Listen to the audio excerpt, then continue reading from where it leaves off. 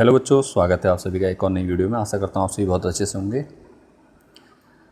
आज की वीडियो में हम कक्षा 10 गणित के वर्ष 2024, ठीक है, कक्षा 10 गणित वर्ष 2024 के प्रीवियस ईयर के क्वेश्चंस को सॉल्व करने जा रहे हैं, जिसमें हम आज की डेट में एक नंबर के सभी क्वेश्चंस जितने भी आपके MCQs होंगे सभी को सॉल्व करेंगे और उसके बाद नेक्स्ट वीडियो में अगली पार्ट्स में आगे की वीडियो को सॉल्व करेंगे। और आज इसी के साथ हम कक्षा 10 के बोर्ड एग्ज़ाम के लिए तैयारी के लिए सभी विषयों के क्वेश्चन पेपर्स को सॉल्व करेंगे और उनके आंसर डिटेल में पढ़ेंगे। और इससे पहले गणित और विज्ञान के इंपॉर्टेंट क्वेश्चंस की हाफ ईयरली एग्ज़ाम के लिए इंपॉर्टेंट क्वेश्चंस की हमने 2 वीडियो बना के अपलोड कर दिए हैं, जिसमें हमने PDF प्रोवाइड की है। तो आपने अगर अभी तक वीडियो को नहीं देखा है तो आप वीडियो को देख सकते हैं, ठीक है। लिंक डिस्क्रिप्शन में दे दिया जाएगा, आप वहाँ से जाकर चेक कर लीजिए और PDF डाउनलोड करके उनसे तैयारी कर लीजिए। चलिए बढ़ते हैं, ठीक है। तो पेपर कुछ इस प्रकार का आएगा, आपको देखने के लिए देख लीजिए, ठीक है। लेफ्ट हैंड साइड में आपका सबसे ऊपर क्या रहेगा, आपका रोल नंबर लिखने के लिए एक बॉक्स दिया जाएगा जिसमें आपको अपना रोल नंबर लिखना होगा, ठीक है। बोर्ड का रोल नंबर रहेगा। उसके बाद इधर पेज नंबर्स दिए हुए, कितने पेज टोटल प्रिंट है पेपर में 8 पेज रहेंगे आपके कम से कम, ठीक है। इधर ये जो है आपका पेपर कोड है 231 HGH, ठीक है। ये आपका पेपर कोड हो गया। वर्ष आ गया, वर्ष 2024 का भी हम सॉल्व कर रहे हैं तो 2024 हो गया। और सब्जेक्ट नेम आ गया हिंदी इंग्लिश दोनों में, ठीक है। तो मैथ्स गणित हो गई, ठीक है।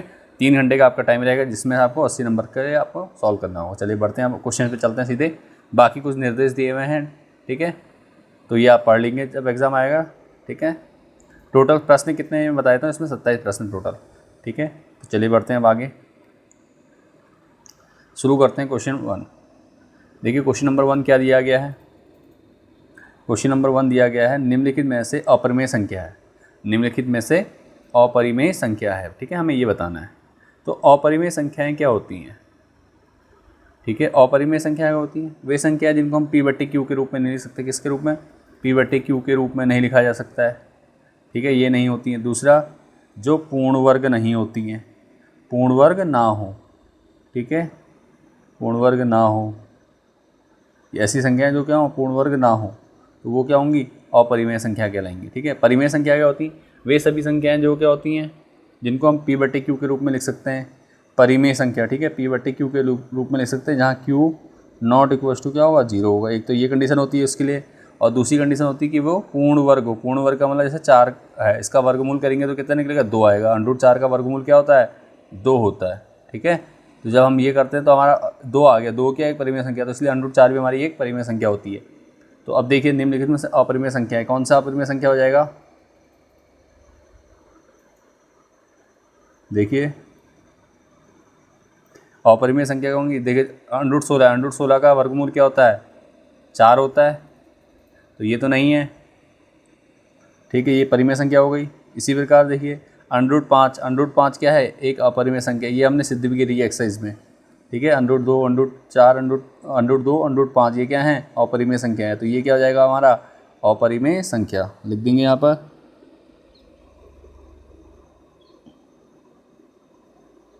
अपरिमेय संख्या, ठीक है। तो हमारा √5 क्या है, एक अपरिमेय संख्या है। क्यों है? क्योंकि इसको हम P/Q के रूप में नहीं लिख सकते, साथ ही यह पूर्ण वर्ग नहीं है, ठीक है। तो चलिए ये अपरिमेय हो गया। अब देखिए 16/5 अंश बट्टे हर के रूप में, P/Q के रूप में, तो ये भी क्या है, एक परिमेय है। लिख देता हूँ यहाँ पे परिमेय, ठीक है। अंग्रेजी में हो जाता है रेशनल नंबर, हमें बताना था इरेशनल नंबर। इरेशनल नंबर क्या हो गया, √5, बाकी सब क्या है, परिमेय हैं। ये भी परिमेय संख्या है। और 0.75, तो ये भी क्या, इसको भी हम क्या P/Q के रूप में लिख सकते हैं, 75/100 किया जा सकता है। तो ये भी क्या हो जाएगा, एक परिमेय संख्या, परिमेय संख्या, ठीक है। उम्मीद करता हूँ क्वेश्चन आपको अच्छे से समझ में आ गया होगा। और अगर आपको वीडियो पसंद आ रही तो दोस्तों के साथ शेयर ज़रूर कर दीजिए और साथ में एक लाइक कर दीजिए, ताकि हमें पता चल जाए कि आप लोगों को वीडियो पसंद में आ रही है। चलिए बढ़ते हैं नेक्स्ट क्वेश्चन की ओर। क्वेश्चन क के बाद ख है। देखिए क्या है ख में दिया गया, ख में दिया गया है, यदि द्विघात बहुपद ax² + bx + c के शून्यक अल्फा और बीटा हैं, ठीक है, के शून्यक अल्फा और बीटा हैं, तो अल्फा + बीटा का मान होगा, ठीक है, एक बहुपद दिया हुआ, बहुपद के शून्यक दिए हुए हैं हमें, ठीक है, और हमें बताना शून्यंकों का योग। तो शून्यंकों के योग के लिए सूत्र होता है हमारा क्या, शून्यंकों का योग,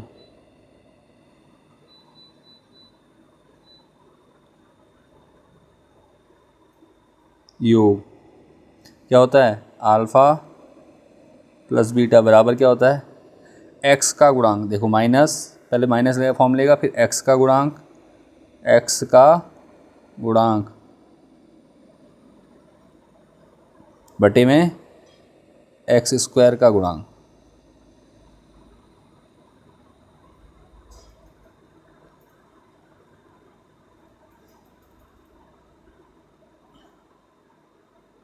ठीक हो गया। तो अब देखो क्या होगा,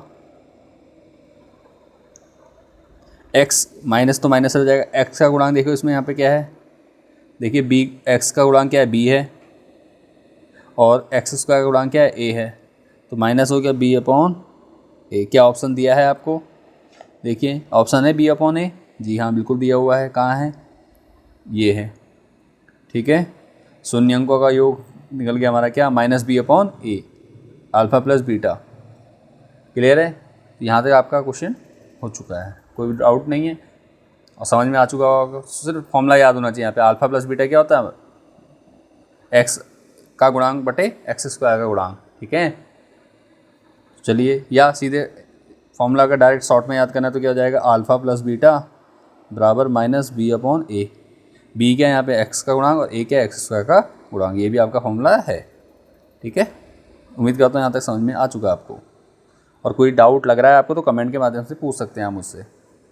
चलिए अगला क्वेश्चन देखिए, क ख फिर गौ है। देखो गौ, क्वेश्चन नंबर गौ क्या है, क्वेश्चन नंबर गौ एक समांतर श्रेणी दी गई है, इसका 5वां पद होगा पूछा जा रहा है, ठीक है।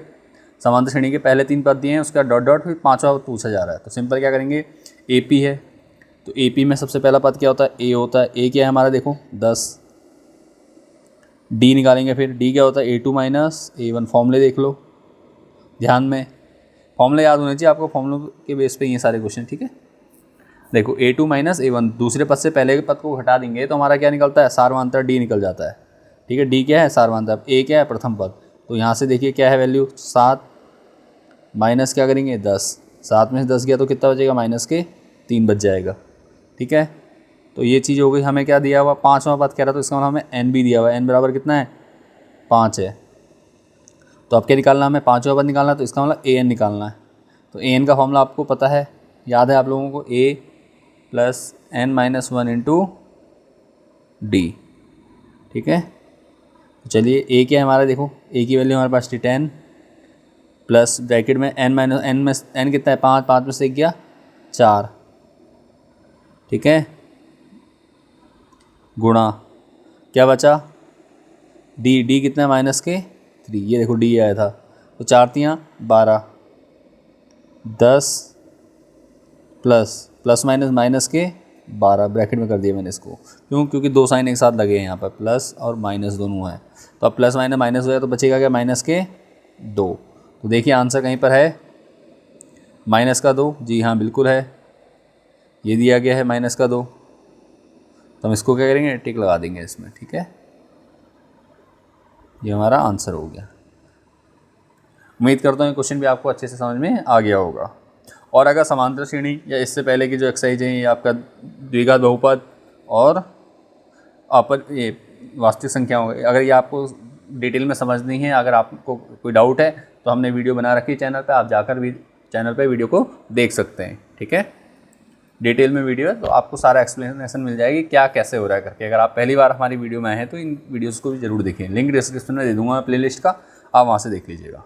चलिए बढ़ते हैं नेक्स्ट क्वेश्चन की ओर। नेक्स्ट क्वेश्चन क्या है, देखिए क्वेश्चन नंबर घ, ट्रिग्नोमेट्री का दिया है, त्रिकोणमिति से है। क्या दिया, यदि साइन थीटा बराबर कॉस थीटा हो तो थीटा का मान होगा, ठीक है। साइन थीटा बराबर कॉस थीटा हो तो थीटा का मान होगा। तो सीधी सी बात है, आपने टेबल पढ़ रखी होगी साइन थीटा कॉस थीटा की, साइन 0 का वैल्यू कितनी होती है, ठीक है। तो सिंपल क्या करना है आपने, थीटा की वैल्यू पूछी गई है तो क्या करना है, साइन थीटा बराबर क्या होता है, हम लिख देंगे क्या, चूँकि, या चलो इस पेन से लिखते हैं चूँकि, या सीधे लिख दो साइन थीटा, देखिए कैमरा राइट से ही करते हैं, ठीक है। साइन थीटा बराबर कॉस थीटा ये दिया गया है, तो क्या हो जाएगा,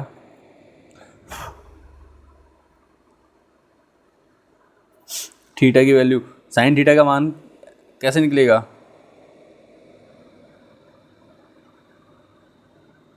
देखिए क्या करेंगे हम सिंपल, देखिए कॉस थीटा है, कॉस थीटा इंटू 1 करेंगे तो कोई प्रॉब्लम नहीं है। अब कॉस थीटा हमारा मल्टीप्लाई में है तो इसको अपॉन में ले जाइए, ठीक है। तो sine theta upon cos theta equals to कितना हो गया, 1 हो गया। Sine theta upon cos theta आप जानते हैं क्या होता है, होता है हमारा टेन थीटा, ठीक है। टेन थीटा बराबर कितना 1, और टेन थीटा में 1 किसकी वैल्यू होती है, 1045। 1 को हम क्या लिख सकते हैं यहाँ पर 1045, ठीक है। 1045 की डिग्री, 1045 डिग्री का वैल्यू कितनी होती है, 1 होती है। तो 10 से 10 को कैंसिल कर दीजिए, 10 से 10 कट गया, तो हमारा थीटा बराबर क्या निकला, थीटा बराबर 45 डिग्री। देखो कहीं दिया हुआ है थीटा बराबर 45, देखिए थीटा बराबर 45 डिग्री आ गया हमारा, ठीक है। समझ में आ गया क्या करा हमने, सिंपल देख लीजिए फिर से। साइन थीटा बराबर कॉस थीटा इंटू 1, ठीक है। तो हमने कॉस थीटा को अपॉन में लेकर साइन थीटा का पक्षांतरण किया है इसका, तो sine theta upon cos theta equals to 1 हो गया। 1 वैल्यू क्या होती है, साइन अपॉन कॉस तो हो जाएगा टेन थीटा, और 1 क्या होती है, 1 की वैल्यू किसकी होती है, टेन थीटा की होती है हमारी। टेन थीटा 1045 वैल्यू क्या हो गई, 1 होती है, तो यहाँ पे भी हमने 1045, 10 से 10 को कैंसिल कर दिया हमने, ठीक है। 10 से 10 को कैंसिल कर दिया तो हमारे पास थीटा की वैल्यू कितनी आ गई, 45 डिग्री आ गई। इस क्वेश्चन को कई प्रकार से किया जा सकता है, इसमें कोई प्रॉब्लम नहीं है, ठीक है। कोई और मेथड से भी किया जा सकता है, लेकिन सबसे इजी मेथड हमारा ये था, हमने सिंपल इसको इससे ही करा है यूज, क्योंकि एक नंबर के लिए ज़्यादा बड़ा करने की या ज़्यादा टेंशन लेने की ज़रूरत नहीं होती है क्वेश्चन को, ठीक है। सिर्फ 1 से 2 सेंटेंस या 1 से 2 वर्ड्स में अगर क्वेश्चन सॉल्व हो सकता है तो कर सकते हैं आप। चलिए आगे बढ़ते हैं।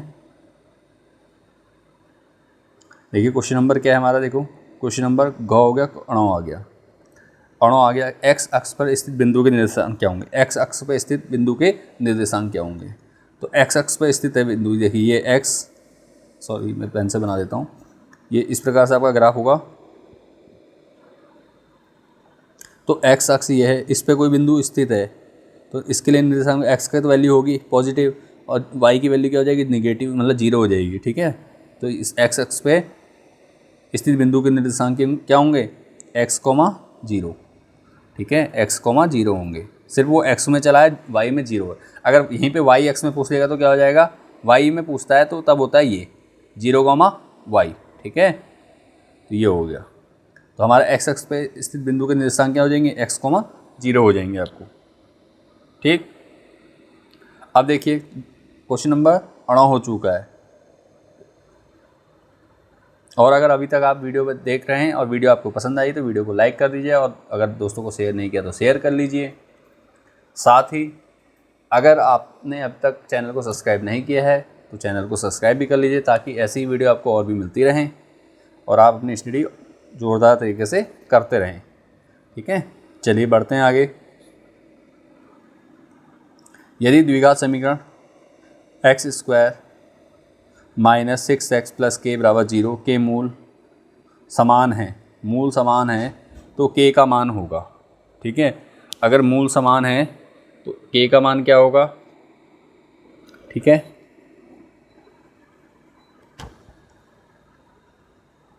तो क्या करेंगे आप, सिंपल देख लीजिए, क्वेश्चन नोट करो पहले तो अपनी कॉपी में, और यहाँ पे विवेक्ति कर का लगा देंगे, ठीक है। विवेक्ति कर का फॉर्मूला लगेगा, d बराबर क्या होता है, d बराबर, देखिए d बराबर, सबसे पहले तो आप a b c लिख लीजिए। a क्या है 1,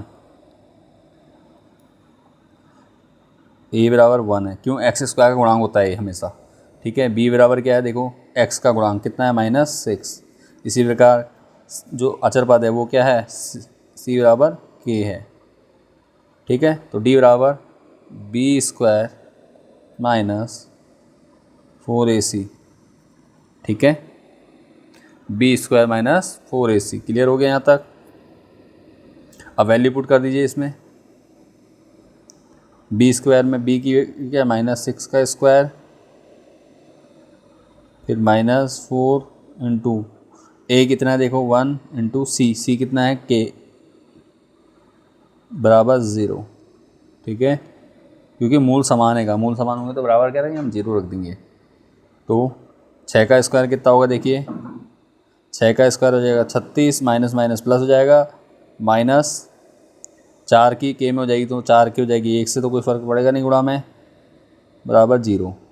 तो अब यहाँ पे आप क्या करोगे, 4 के माइनस के हैं बराबर इसका पक्षांतरण करेंगे, इसका 36 का, 36 का जब हमने पक्षांतरण किया 36 का पक्षांतरण किया तो क्या हो जाएगा, माइनस के 36 हो जाएगा। तो काट देंगे इसको, देखिए किससे कटेगा, 4 से कट जाएगा, 4 एकम 4, 4 निम 36, माइनस से माइनस भी कैंसिल हो चुका है। तो क्या बचा हमारे पास देखिए, के बराबर 9। तो के का मान हमारे कितना आ गया, 9 आ गया। के का मान 9 कहीं पर आ रहा है देखिए, बिल्कुल दिया हुआ है वैल्यू में। तो 9 हमारा क्या हो गया, आंसर हो गया चौका। क्वेश्चन समझ में आ चुका होगा आपको, आंसर कोई डाउट नहीं होगा, सॉल्यूशन अच्छे से समझ में आ गया है। अब बढ़ते हैं क्वेश्चन नंबर 6 की ओर। क्वेश्चन नंबर 6 क्या है देखिए, यदि त्रिभुज ABC में BC बराबर 6 सेंटीमीटर है तो AB और AC के मध्य बिंदु को जोड़ने वाली रेखा की लंबाई होगी। तो ये क्वेश्चन क्या है, ये प्रमेय से है आपका, ठीक है। तो प्रमेय है, प्रमेय नोट कर लीजिए, मैं बोल रहा हूँ कि प्रमेय क्या है, किसी त्रिभुज के दो भुजाओं के मध्य बिंदुओं को मिलाने वाली रेखा। ठीक है, किसी त्रिभुज के दो भुजाओं के मध्य बिंदु को मिलाने वाली रेखा तीसरी भुजा के समांतर होती है। समांतर तथा उसकी आधी होती है। जो तीसरी भुजा होती है उसकी समांतर तो होगी, साथ में क्या होगी, उसकी आधी होगी। ठीक है, तो लिख देते प्रमेय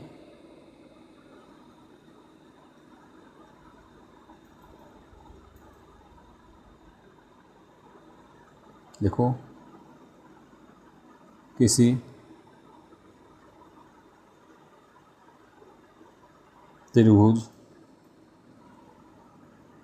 की दो भुजाओं को मिलाने वाली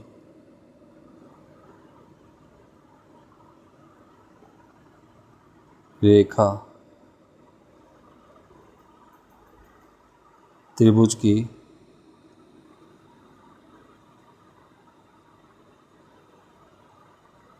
तीसरी भुजा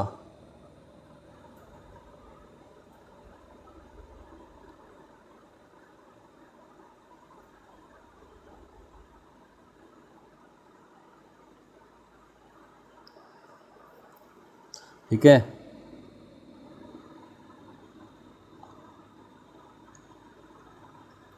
तीसरी भुजा के समांतर और उसकी लंबाई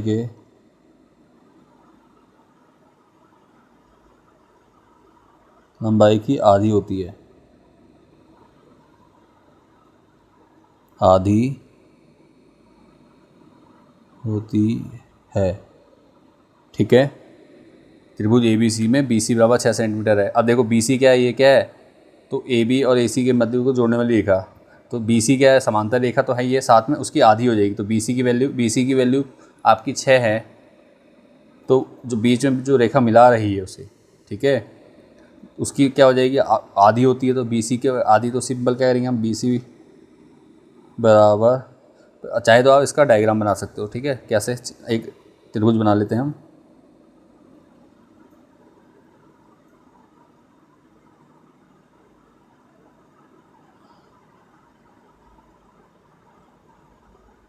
त्रिभुज बनाएंगे एक,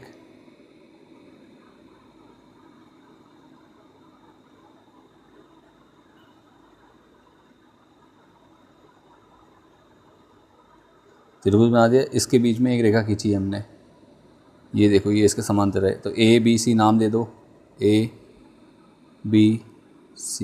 BC ये 6 सेंटीमीटर है, और ये क्या हो, इसका नाम देते हैं DE। तो तो डी क्या हो जाएगी, 6 की आधी हो जाएगी, तो डी बराबर क्या हो जाएगा, डी ई बराबर क्या करना है, डी ई बराबर 6 बी सी कर दो, पहले बी सी लिखो, पहले बी सी अपॉन 2 क्या हो जाएगा, बी सी कितना हमारा 6/2, 2 से काट देंगे तो कितना आ जाएगा, 3 आ जाएगा। अब एक चीज़ का विशेष ध्यान दीजिए, पेपर में मैं इतना सब कर रहा हूँ तो आपको इतना करने की जरूरत नहीं, ये आपको समझना है, समझाने के लिए मैं आपको सॉल्व करके इतना दिखा रहा हूँ, नहीं तो आपको 1 नंबर के लिए दिया गया, आप सिंपल लिख देंगे प्रमेय से, अगर प्रमेय याद है तो अच्छी बात है, नहीं तो प्रमेय द्वारा त्रिभुज की प्रमेय से, ठीक है। और क्या लिख देंगे, सीधे आंसर लिख देंगे, आंसर पर टिक कर देंगे, आंसर कितना हो जाएगा आपका, ये देखिए आंसर कितना हो रहा है, 6 है तो 6 का आधा कितना होगा, 3 सेंटीमीटर, ठीक है।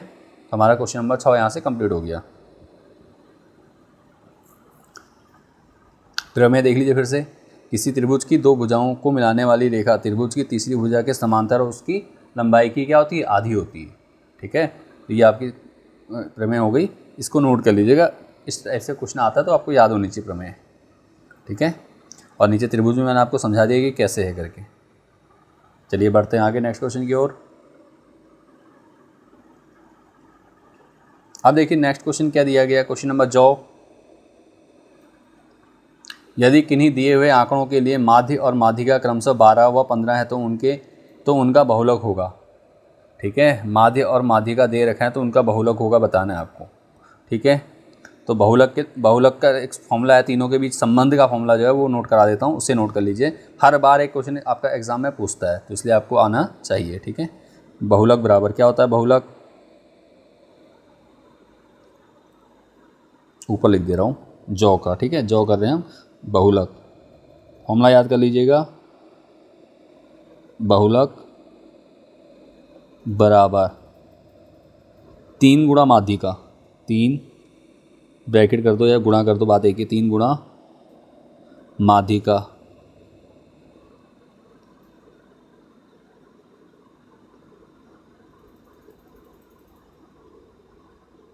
ठीक है, माध्यिका माइनस 2 गुणा माध्य, ठीक है। बहुलक बराबर क्या होता है, 3 गुणा माध्यिका माइनस 2 गुणा माध्य। अब देखो माध्य कितना है, जो चीज़ दी है वो लिख देंगे, माध्य और माध्यिका दे रखी ना, तो माध्य कितना है, देखो माध्य है आपका 12, तो 2 गुणा 12, माइनस है तो माइनस हो जाएगा, और माध्यिका कितनी है 15, तो 3 गुणा 15, ठीक है। तो देखो कर दो इसको सॉल्व, 15 3 45 माइनस 12 दूनी 24, ठीक है। 45 में से 24 घटाएंगे तो कितना बचेगा हमारे पास, 21 आएगा। तो हमारा बहुलक कितना हो गया, बहुलक हमारा कितना है 21, तो आंसर भी हमारा यहाँ पे देखिए आंसर दिया, ऑप्शन चूज कर लेंगे 21, ठीक है। क्लियर हो गया क्वेश्चन। और अगर किसी प्रकार का डाउट है तो आप मुझे कमेंट के माध्यम से ज़रूर पूछिए। उम्मीद करता हूँ आपको सारे क्वेश्चन आपको अच्छे से समझ में आ रहे होंगे। हाँ, ये हो सकता है अगर आपने इससे पहले क्वेश्चन नहीं करे हैं तो थोड़ा डाउट हो रहा हो आप लोगों को करने में, तो आप उसमें ऐसा कीजिए, अगर पहले तो यहाँ समझ में आ जाएगा, डिटेल में समझा रहा हूँ, और अगर नहीं आ रहा तो आप हमारे चैनल पे जितने भी वीडियो आप प्लेलिस्ट बना रखे हैं हमने हर एक्सरसाइज की, वो आप जाकर देख सकते हैं, ठीक है। तो चलिए बढ़ते हैं नेक्स्ट क्वेश्चन नंबर 2, जिसमें ये सभी 1 नंबर क्वेश्चन हमने आज सॉल्व करने हैं, ठीक है। तो अभी तक टोटल कितने जॉ तक हो गए हैं, मतलब 8 से ज़्यादा क्वेश्चन हमने कर दिए हैं सॉल्व। चलिए बढ़ते हैं नेक्स्ट क्वेश्चन में, क्या दिया गया देखो क्वेश्चन, पूर्णांकों 26 और 91 का अभाज्य गुणनखंड विधि से एचसीएफ ज्ञात कीजिए। पूर्णांकों 26 और 91 का अभाज्य गुणनखंड विधि से एचसीएफ ज्ञात कीजिए, ठीक है। अभाज्य गुणनखंड विधि कहा जा रहा है, तो अभाज्य गुणनखंड विधि आपको आती है, बचपन से सीखते हुए आ रहे हैं। तो क्या होती है अभाज्य गुणनखंड विधि, देखिए 26 के टुकड़े करने होते हैं, इस प्रकार से आपने लॉसो निकालने के लिए करे ना कई बार, तो बस यही विधि आपकी क्या अभाज्य गुणनखंड विधि कहलाती है। इस विधि को हम लॉसो नहीं कहते हैं, लॉसो निकालने के लिए प्रयोग किया जाता है इसका, लेकिन हमें क्या करना होता है, ये है कौन सी विधि, अभाज्य गुणनखंड विधि है।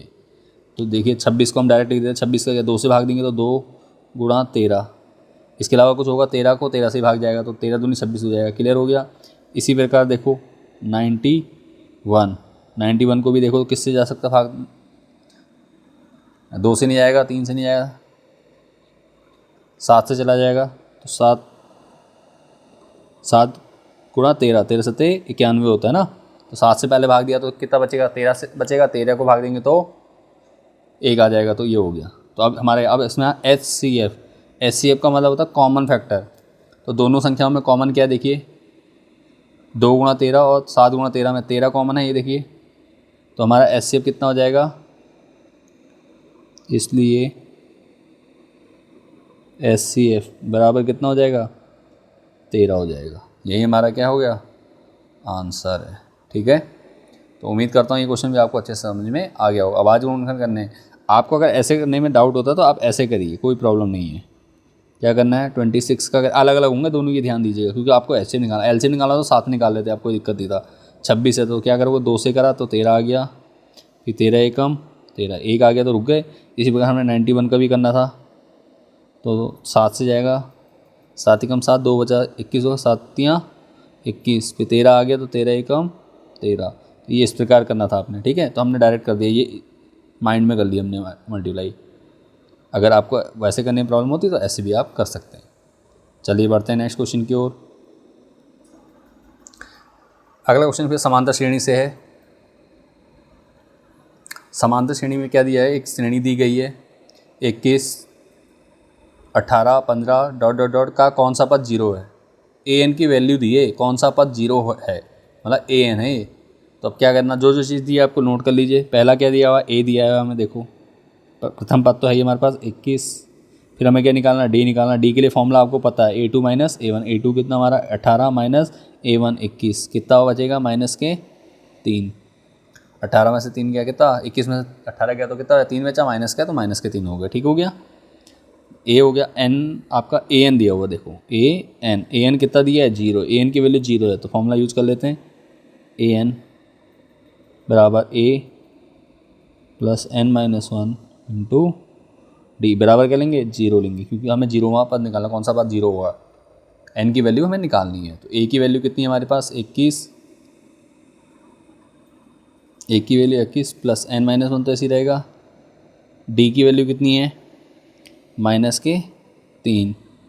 अब देखो बराबर 0, 21 प्लस में जल जाएगा माइनस का हो जाएगा, तो n माइनस 1 ये ब्रैकेट में -3। ठीक है, -3 अर्थात गुणा में बराबर माइनस का 21 हो गया, क्यों प्लस का था, इधर पक्षांतरण हुआ तो माइनस का 21 आ गया। अब देखो ये 3 माइनस का है, 21 माइनस का कट जाएंगे एक दूसरे के बराबर के तरफ, गुणा में है, तो 3 सत्ते 21, 7 बार कट गया। n बराबर कितना होगा 7, ये -1 इधर जाएगा, पक्षांतर होगा +1, तो कितना होगा 8। तो AP का कौन सा पद हो जाएगा, लिख दोगे AP का 8वां पद 0 है। ठीक है, क्वेश्चन समझ में आ चुका है आपको, कोई डाउट नहीं है। चलिए बढ़ते हैं नेक्स्ट क्वेश्चन में।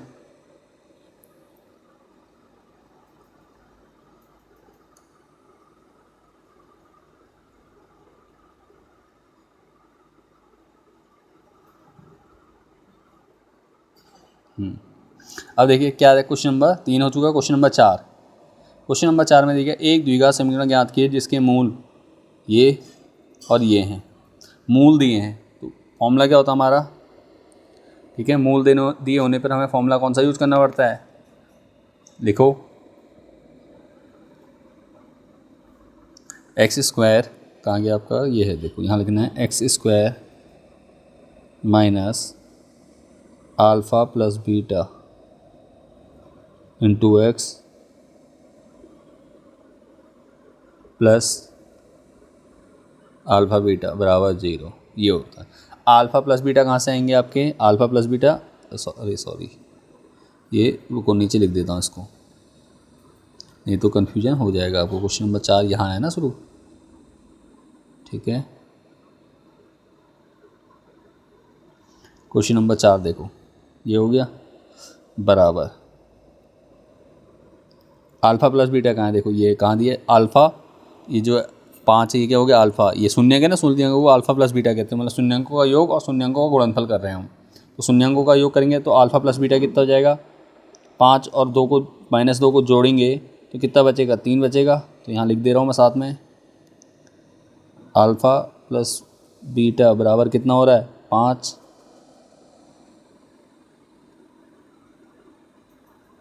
ठीक है, ठीक है। तो अल्फ़ा प्लस बीटा, हाँ, तो alpha plus beta plus minus के 2 हो जाएगा, तो कितना बचेगा हमारा 3।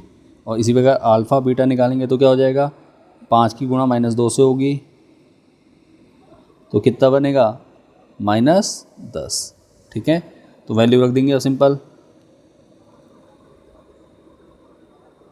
वैल्यू रखी तो क्या हो बना, x² ऐसे रहेगा, minus alpha plus beta minus कितना, अल्फ़ा प्लस बीटा कितना आया, 3 आया, तो 3 लिख देंगे, 3 × x प्लस, अब प्लस और माइनस के 10, प्लस माइनस क्या हो जाएगा, -10 हो जाएगा, 10 तो है ही, प्लस माइनस हो बराबर 0। तो ये आपकी क्या आ गई, समीकरण आ गई आपकी। ठीक है, उम्मीद करता हूँ यहाँ तक आपको क्वेश्चन समझ में आ गया है।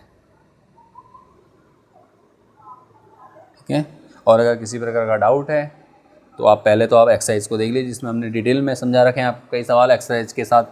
और अगर फिर भी कोई डाउट लगता है तो आप हमें कमेंट के माध्यम से पूछ सकते हैं, और वीडियोस देखने के लिए आप डिस्क्रिप्शन में चेक कर सकते हैं वीडियोस को।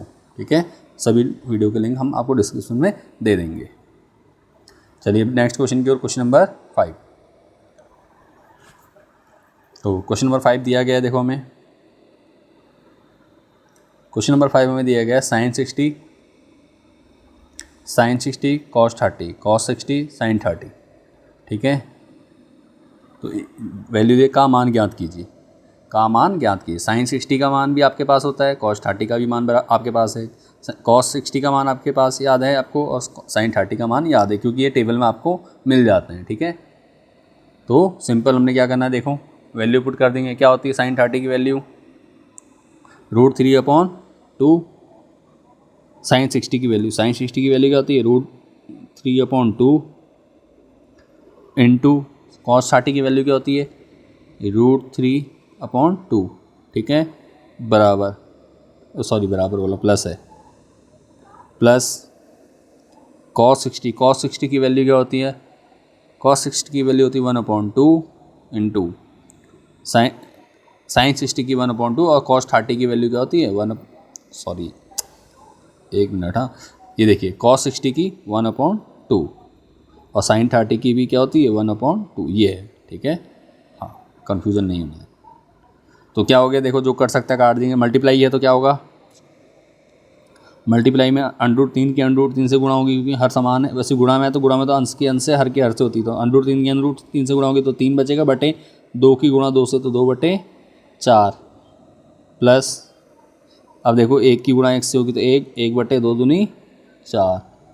ठीक है, यहाँ तक समझ में आ रहा होगा आप लोगों को। अब देखो क्या है, हर समान है जोड़ने में, तो 4 आ जाएगा, 3 + 1 क्या होगा, 3 + 1 = 4 होगा, 4/4 काट देंगे, 4 से 4 कट जाएगा, कितनी बार कटेगा, एक बार, तो हमारा एक क्या हमारा आंसर आ गया। ठीक है, क्वेश्चन नंबर 5 भी हमारा यहाँ पे क्लियर हो चुका है, किसी प्रकार का आपको अभी डाउट नहीं होगा।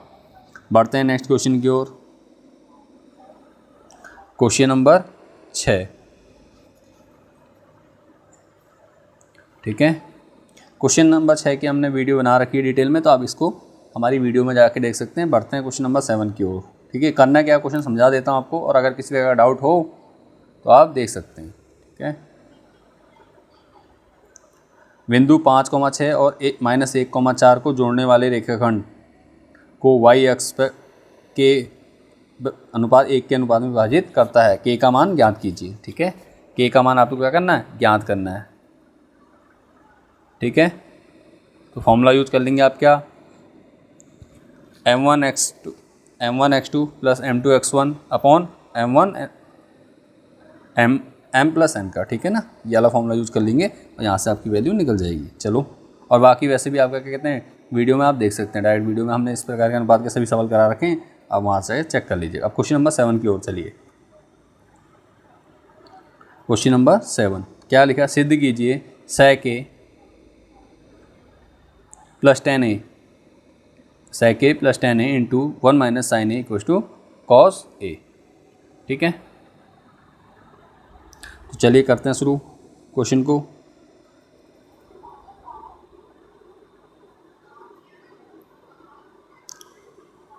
क्वेश्चन नंबर 7, क्वेश्चन नंबर 7 में क्या दिया गया, देखो क्वेश्चन ये है, ध्यान दीजिएगा। sec a plus tan a, एक ब्रैकेट है और दूसरा है 1 माइनस sin a बराबर cos a। अब सिंपल देखो sec a है, sec a को हम क्या लिख सकते हैं, तोड़ देंगे इसको, 1 cos कर सकते हैं, अपोजिट होता है ना sec का उसका, 1 cos प्लस tan को भी हम क्या कर सकते हैं, sin a cos a, एक ब्रैकेट है हमारे पास ये, इधर 1 माइनस sin a, सेम रहने देंगे इसको। लेफ्ट हैंड साइड में काम कर रहे हैं तो राइट हैंड साइड लिखने की ज़रूरत नहीं है अभी हमें। अब देखिए क्या करेंगे, यहाँ पे एलसीएम लेंगे तो cos आ जाएगा, cos a, ठीक है, cos a अपॉन, ये देखिए, अब देखो cos से cos कटा, cos से cos कटेगा तो 1 बचा, 1 का 1 हो जाएगा, प्लस cos से cos कटेगा तो sin का sin हो जाएगा, sin a, ब्रैकेट चल ही रहा है, बाकी इधर क्या है 1 माइनस sin a। अब देखो ये गुणा में है, sin 1 प्लस sin a और 1 माइनस sin a, तो क्या हो जाएगा a square a plus B and a minus B, क्या बनता है हमारा a square minus B square, यही होता है। तो हमने क्या करना है, फॉर्मूले का भी यूज कर लेना है,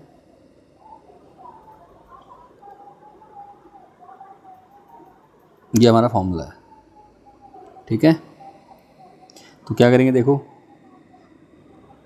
1 प्लस साइन ए इंटू 1 माइनस साइन ए, कॉस तो दोनों पूरे के बटे में क्योंकि मल्टीप्लाई में, तो ये हो जाएगा हमारा ए स्क्वायर 1 का स्क्वायर, फिर माइनस बी कितना है sine square A upon cos A, ये हो गया। यहाँ तक समझ में आ रहा है आपको, इस प्रकार का कोई डाउट? 1 का स्क्वायर कितना होता है, 1 ही होता है, तो 1 का स्क्वायर तो 1 ही रहने देंगे हम। 1 माइनस साइन स्क्वायर थीटा, तो ये भी एक फॉर्मूला होता है हमारा, क्या, sine square theta plus cos square theta बराबर 1, ये फॉर्मूला है हमारा। इसका उपयोग करेंगे तो 1 की जगह क्या हो जाएगा हमारा, 1 को हम क्या लिख सकते हैं, कॉस स्क्वायर थीटा माइनस 1, नहीं क्या, हाँ cos square theta 1 minus sine square theta, तो 1 माइनस साइन स्क्वायर थीटा क्या हो जाएगा, cos square theta, 1 minus sine square theta, इसको हम पक्षांतरण किया तो माइनस में आ गया, तो कॉस स्क्वायर थीटा बराबर क्या होगा, 1 माइनस साइन स्क्वायर थीटा, तो 1 माइनस साइन स्क्वायर थीटा को हम क्या लिख सकते हैं, cos square theta, cos square theta upon cos theta. अब देखो स्क्वायर है तो स्क्वायर को हम क्या लिख सकते हैं, cos theta into cos theta, देखो क्या हो सकता है, cos theta into cos theta upon cos theta, तो कॉस थीटा से कॉस थीटा काट दोगे आप तो क्या बचेगा हमारा, कॉस थीटा बचेगा एक, तो हम सीधे यहाँ लिख देंगे कॉस थीटा, ठीक है, cos theta plus cos theta into cos theta upon cos theta, cos theta है कॉस थीटा को काट दिया गया है, हमारा उत्तर क्या आया, कॉस थीटा आ गया। तो हमने क्या करना है, लेफ्ट हैंड साइड ये क्या हो गया हमारा, राइट हैंड साइड आ गया, ठीक है। उम्मीद करता हूँ यहाँ तक आपको क्वेश्चन अच्छे से समझ में आ गया होगा, किसी प्रकार का कोई डाउट नहीं होगा। चलिए बढ़ते हैं नेक्स्ट क्वेश्चन की ओर।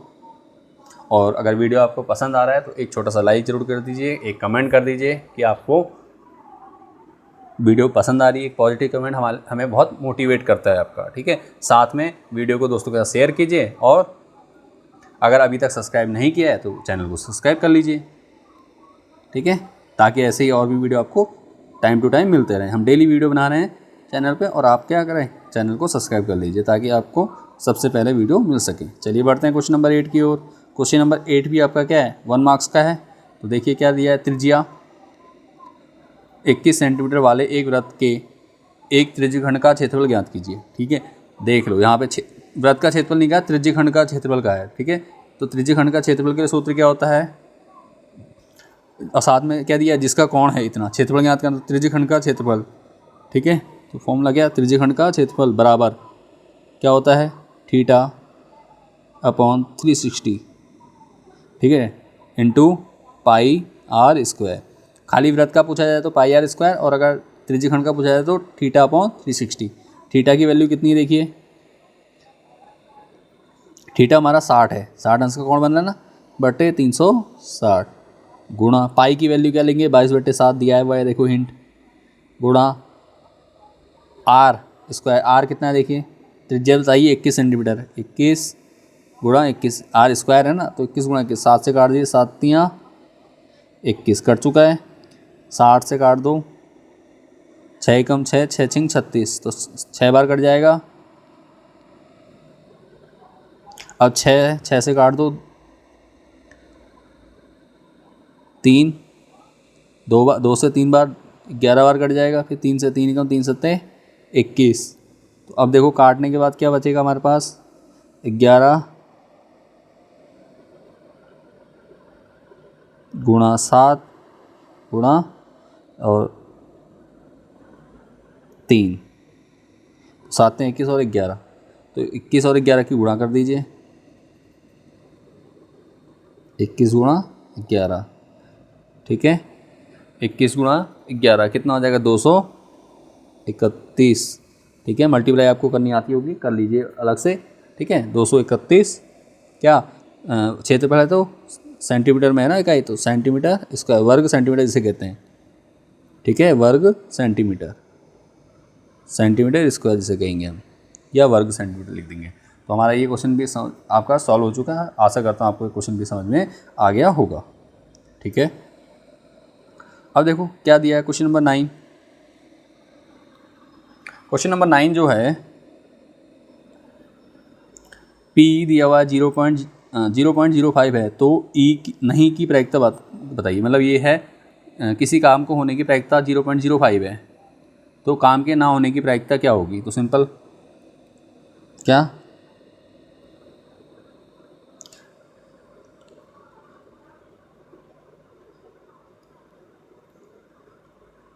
PE ना नहीं होने की प्रायिकता, ठीक है, तो पहले लिख देता हूँ, रुको ऐसे नहीं होने की प्रायिकता, होने की प्रायिकता